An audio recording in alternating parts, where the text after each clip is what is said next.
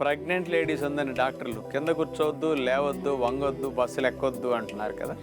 కానీ అస్తమానం పడుకోమన్నందుకు పాపం ఎటు పడుకున్నా నొప్పులు ఉంటాయి. ప్రెగ్నెంట్ లేడీస్కి సులభమైన వ్యాయామాలు ఈరోజు స్పెషల్గా చూపించబోతాం. ఎక్సర్సైజ్ బాల్ పెద్దది తీసుకుని దాని మీద మనం ఇటొక్కాలు పెట్టి బాల్ మీద కూర్చున్న తర్వాత పైకి కిందకి బాల్ మీద ఇట్లా లెగుస్తూ కూర్చుంటాం. బాల్ ఆటోమేటిక్గా ప్రెషర్కి పైకి లెగుస్తుంది. బాల్ మీద లేవటం, కూర్చోవటం ఇలా చేయటం ద్వారా చూడండి పెల్విక్ ఏరియా, హిప్ ఏరియా కూడా బాగా ఫ్రీ అవుతుంది అనమాట. పొత్తి కడుపు కండరాలు అవి కూడా బాగా బలపడతాయి. ఇలా ఒక 20-30 రౌండ్స్ చేయొచ్చు. గర్భవతికి నెలలు నిండినప్పటికీ ఇప్పుడు బాల్ మీద కూర్చుని చేసేది కాబట్టి భారం అనిపించదు, పొట్టకు కూడా ఇబ్బంది ఉండదు. అందుకని నెలని నిండిన వారు కూడా ఈ బాల్ ఎక్సర్సైజులు సులభంగా చేయవచ్చు. రెండవది, ఎడమ కాలు ముందుకి, కుడి కాలు వెనక్కి పెట్టేసి బాల్ మీద మనం అట్లా కూర్చున్న తర్వాత చేతులు బాల్ మీద అట్లా పెట్టేసి ఇందాటి వల్లే పైకి కిందకి అట్లా బాల్ మీద జంప్ చేస్తూ కూర్చుంటాం. ఇట్లా ఒక 15-20 రౌండ్స్ చేయగలిగితే బాగుంటుంది. ఇక మూడో వ్యాయామంగా బాల్ మీద కూర్చుని ఇటొక్కాలు పెట్టేసి బాల్ మీద రొటేషన్, హిప్ రొటేషన్ లాగా గుండ్రంగా సీటు పెన్నలాగా అనుకుని అట్లా గుండ్రంగా 0 చుట్టినట్టుగా సీటు భాగాన్ని తిప్పవలసి ఉంటుంది.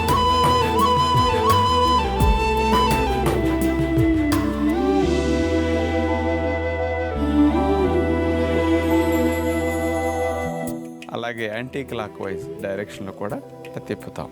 బిడ్డ కదలికలు బాగుండటం కోసం, సుఖప్రసవం కోసం ఈ బాల్ ఎక్సర్సైజెస్ చాలా అనుకూలంగా ఉంటాయి.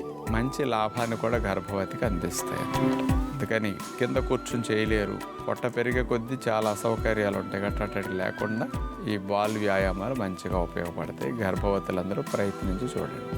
మరి ప్రెగ్నెంట్గా ఉన్నప్పుడు మూవ్మెంట్ చాలా కష్టం అవుతూ ఉంటుంది, రెస్ట్రిక్ట్ అవుతూ ఉంటుంది. దానికి తగ్గట్టుగానే మన శరీరంలో జరిగే మార్పులు, హార్మోనల్ చేంజెస్ కూడా ఉంటాయి. కాబట్టి సులువైన వ్యాయామాలు డాక్టర్ గారు చూపించారు.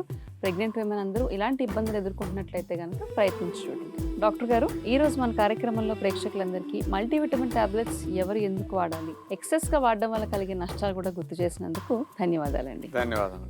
చూసారుగా, ఎంతో ఆరోగ్యవంతంగా సాగిపోయిన మన ఎపిసోడ్ని మరిన్ని అంశాలతో రేపటి ఎపిసోడ్లో మళ్ళీ కలుసుకుందాం. అంతవరకు సెలవు మరి. నమస్కారం. డాక్టర్ గారు, మరి ఈ మధ్యకాలంలో కొరియన్ గ్లాస్ స్కిన్ అన్నది బాగా ఫేమస్ ఉంటుంది డాక్టర్ గారు. Korean glass skin rice masks, దానికి తగ్గట్టు పేస్ట్స్, ఇలాంటి ఆయింట్మెంట్స్, క్రీమ్స్ అన్నీ వచ్చేస్తున్నాయి మార్కెట్లో. అలా న్యాచురల్గా కొరియన్ గ్లాస్ స్కిన్ వచ్చే ప్రక్రియ ఏదైనా ఉందా? తెల్లటి బియ్య పిండి వైట్ పాయిజన్ అని చెప్తాం. లోపలికి వద్దమ్మా, మీరు అడిగినట్టు గ్లాసీ స్కిన్కి భలే పనిచేస్తుంది.